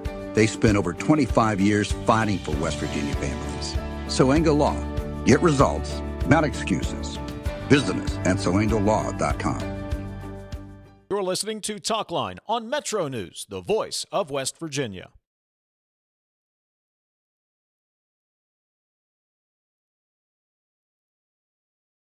For over 20 years, Dan Cava Toyota World has been more than a dealership. We're family-owned, community-focused, and committed to taking care of our customers long after the sale. Visit Dan Cava Toyota World in Fairmont. Shop the world. In 1914, the same year the first commercial flight soared and the Panama Canal opened, Greer Industries was born. Herbert and Agnes Greer began in Morgantown, West Virginia, striking the first pick into the limestone formation that would become the backbone of one of the state's great industrial legacies. From the roads we drive on, the buildings we build, and the communities we serve, Greer Industries has been delivering quality for decades. At Greer Industries, we've been improving lives for more than a century. You own a boat because you love spending time on the water. Choose the outboard that allows you to make the most of it. Honda Marine's legendary reliability, ease of maintenance, and powerful performance keep you going strong. And They're all backed by the peace of mind protection of the industry's best limited warranty. Visit your Honda Marine dealer today and find out why it's more than an engine. It's your time on the water.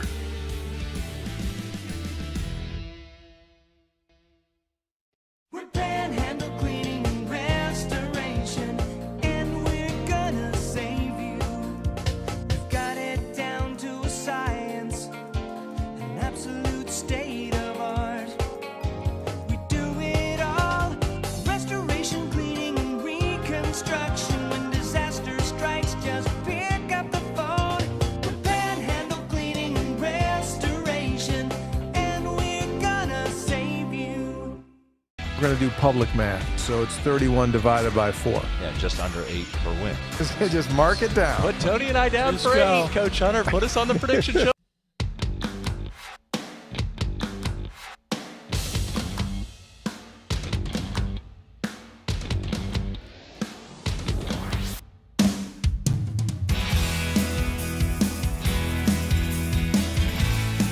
Jackpots are growing in West Virginia. Jackpots are on the rise every week. Powerball hits Mondays, Wednesdays, and Saturdays. Mega Millions lights up Tuesdays and Fridays. That's 5 chances a week to get in on life-changing jackpots. Powerball is $856 million. Mega Millions, $60 million. Talk to you tomorrow. This is Talkline on Metro News, the voice of West Virginia.